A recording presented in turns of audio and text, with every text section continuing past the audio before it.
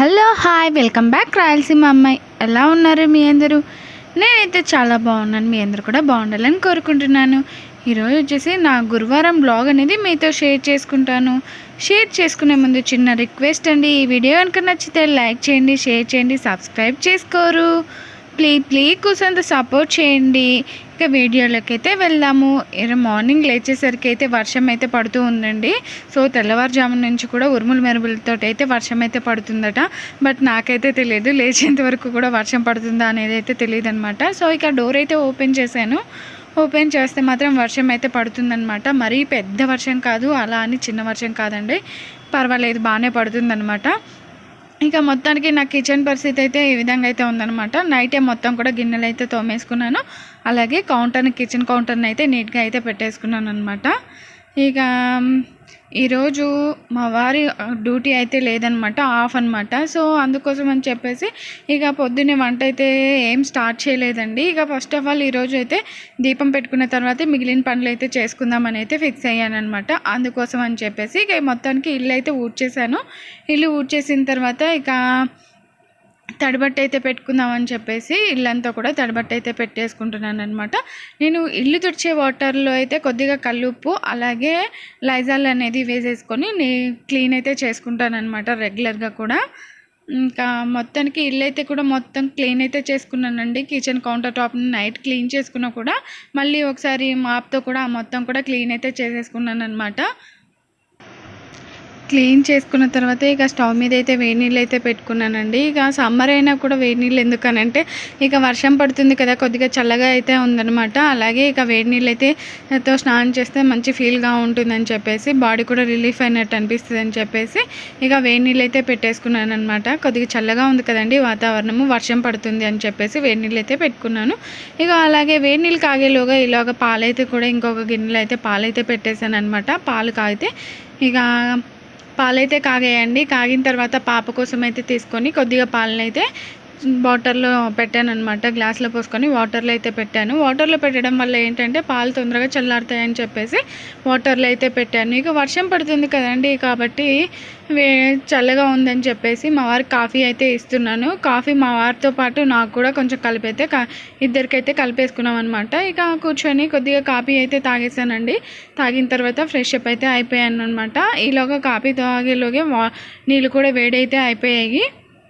ఇక చూసారా ఒకసారి విండోలో నుంచి వర్షం ఎలా పడుతుందో అని చెప్పేసి మీకు చూద్దాం అని చెప్పేసి విండోలో నుంచి అయితే చూపిస్తున్నాను. బట్ అంత క్లారిటీగా అయితే కనిపించలేదండి. ఇక మొత్తానికైతే మా వారు నేను కూడా కాఫీ అయితే ఫినిష్ అయితే చేసేసుకున్నాను అనమాట.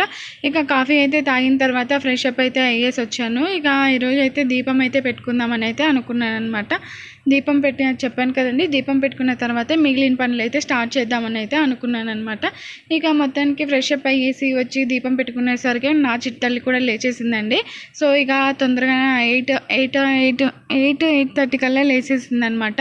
ఇక లేచిన తర్వాత మా వారు అన్నారు, ఇక మార్నింగే ఇల్లంతా కూడా తుడిచేసావు, అలాగే దీపం కూడా పెట్టేసుకున్నావు కదా, ఇక గుడికైతే వెళ్దామా, పాపని ఫ్రెష్ అప్ అయితే చేసి గుడికైతే వెళ్దామని అయితే అన్నారనమాట. ఇక ఆ మాట వినగానే నాకు ఎక్కడ లేని సంతోషం అయితే వచ్చేసి మా వారి నోటి నుండే ఇక గుడికైతే వెళ్దాము అని అయితే అన్నారు కదా, ఇక సరేలే అని చెప్పేసి వెంటనే పాపకు కూడా కొద్దిగా పాలైతే తాపానండి. పాలు తాపుకొని ఇక పాపను కూడా ఫ్రెష్ అప్ అయితే చేసుకొని గుడికైతే బయలుదేరిపోయామన్నమాట. 9 o'clock కల్లా బయలుదేరిపోయాము. ఎక్కడో కాదండి, దూరమేం కాదండి, మాకు ఇంటి దగ్గరలో ఉన్న సీతారామ దేవి టెంపుల్ దగ్గరికి అయితే వెళ్ళామన్నమాట.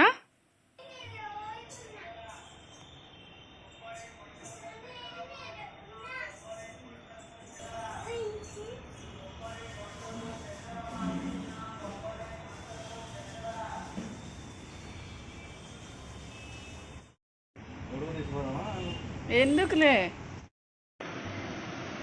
ఇక టెంపుల్లోకి అయితే వెళ్ళేసి అమ్మవారి దర్శనం అయితే చేసుకున్నామండి. చేసుకున్న తర్వాత ఒక 1/2 hour అయితే గుళ్ళో అయితే టైం అయితే స్పెండ్ చేసామన్నమాట. గుళ్ళకి వెళ్తే ఎక్కడలేని ప్రశాంతత వస్తుంది. అలాగే నేను 1 year తర్వాత గుడికి అయితే వెళ్ళానండి. అమ్మవారిని అలా చూసినందుకు నాకు చాలా అంటే చాలా సంతోషంగా అనిపించింది. అమ్మకి ఇప్పటికైనా నా మీద దయ తలిచి సంవత్సరం తర్వాత ఆమె దర్శనం అయితే ఇచ్చారనమాట. సో ఇక మొత్తానికి దర్శనం అయితే చేసుకున్న తర్వాత ఇంటికైతే వచ్చేసాము. ఇక నేను వంట అయితే చేయలేదు కాబట్టి ఇంటికి వచ్చేటప్పుడే టిఫిన్ అయితే పార్సిల్ అయితే తెచ్చేసుకున్నాం అనమాట. ఇక తెచ్చేసుకొని టిఫిన్ అయితే తినేసామండి. ఇక చూసారు కదా 10:30 అలా అయితే అవుతూ ఉందన్నమాట. ఇక టిఫిన్ అయితే కంప్లీట్ అయితే చేసేసుకున్నాము. పాప కూడా తినేసిందనమాట. ఇక తినేసిన తర్వాత పాపకు కూడా టిఫిన్ అయ్యి అంతా కూడా పెట్టేసిన తర్వాత కొద్దిసేపు అయితే టైం అయితే స్పెండ్ అయితే చేసామండి. కొద్దిసేపు టైం అయితే నేను కొద్దిగా రీల్స్ చేసుకోవడం కానీ అలాంటివి అయితే చేసుకున్నాను అనమాట. ఇక 10:30కి అలా అయితే టిఫిన్ అయిపోయింది. ఇక 11:30 వరకు కూడా చిన్న వీడియోస్ ఏవో ఉంటే వీడియో తీసుకొని అలాగే వాయిస్ ఓవర్ ఇవ్వాల్సినట్టు ఉంటే కూడా వాయిస్ ఓవర్ అయితే ఇచ్చేసుకున్నాను అనమాట. ఇక మొత్తానికి ఇక్కడ 11:30కి అలా అయితే మళ్ళీ వంట అయితే స్టార్ట్ చేశానండి. ఇక వంట వచ్చేసరికి ఏమీ లేదండి, పెద్దగా ఎక్కువ అయితే ఏం పెట్టుకోలేదనమాట. ఇక రైస్ పెట్టేశాను, అన్నం అయితే పెట్టేశాను, అలాగే ఈరోజు టమాటా పప్పు అయితే చేశాను అనమాట. ఇక టమాటా పప్పు అలాగే పెరుగు కూడా ఉందన్నమాట. మొత్తానికి లంచ్ అయితే ఫినిష్ చేసేసుకొని ఇక మధ్యాహ్నం ఒక 2 అవర్స్ అయితే రెస్ట్ అయితే తీసుకున్నాం అనమాట. 2 అవర్స్ రెస్ట్ అయితే నేనైతే తీసుకోలేదులేండి, బట్ మా వారును పాపను అయితే రెస్ట్ అయితే తీసుకున్నారు. ఇక టైం అయితే 4 o'clock అలా అవుతుందన్నమాట ఈవినింగ్. ఇక ఇక్కడ వచ్చేసి చిలకడ దుంప అదే అండి, మా సైడ్ అయితే వీటిని జంచుగడ్డలు అని అంటారనమాట. సో వీటిని అయితే ఉడకబెట్టేసి స్నాక్ లాగా ఇద్దామని చెప్పేసి కట్ చేసి ఇలా పెన్నం మీద అయితే వేడైతే చేస్తున్నాను.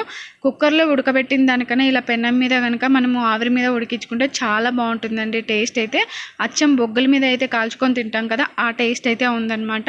ఇలా ఒకసారి మీరు ఎప్పుడైనా ట్రై చేసి ఉంటే ఇలా కామెంట్ చేయండి. అలాగే ట్రై చేయకపోతే కంపల్సరీగా ఇలా అయితే ట్రై చేయండి. టేస్ట్ అయితే చాలా బాగుంటుంది స్వీట్గా. అలాగే ప్రాసెస్ వచ్చేసి ఏంటంటే ఇలా చిన్నగా కట్ చేసుకొని పెనం మీద పెట్టేసుకొని ఒక మూత అయితే మూసేసుకొని ఒక 15 to 20 minutes అయితే సిమ్లో అయినా పెట్టేసుకొని ఉడికించుకోవాలండి. ఇలా ఉడికితే చాలా మెత్తగా ఉడికిపోతుంది, టేస్ట్ కూడా బాగుంటుంది అనమాట. ఆవిరి మీద ఉడుకుతాయి కాబట్టి కుక్కర్లో వేసి ఉడికించుకున్న వాటికన్నా కూడా ఇవి చాలా డిఫరెంట్ అయితే ఉంటుందండి టేస్ట్ అయితే. ఇక మొత్తానికి 15 to 20 minutesకి అయితే మంచిగా ఉడికిపోతాయి అనమాట. ఈ విధంగా అయితే 15 to 20 minutesకి అయితే బాగా ఉడికిపోయాయి.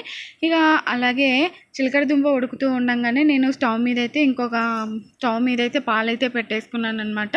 ఇక పాలు కూడా కాగాయండి. కాగిన తర్వాత పాపకైతే పట్టించాను. చూసారు కదా 15 to 20 minutesకి ఎంత బాగా ఉడికాయి, ఎటువంటి వాటర్ పోయలేదు, అలాగే ఏది కూడా వేయలేదండి. జస్ట్ మూత పెట్టేసి ఆవిరి మీద అయితే ఉడికించుకున్నాను అనమాట. చాలా బాగా ఉడుకుతుంది.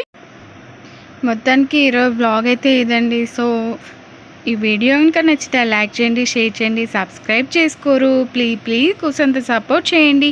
Until see you another video.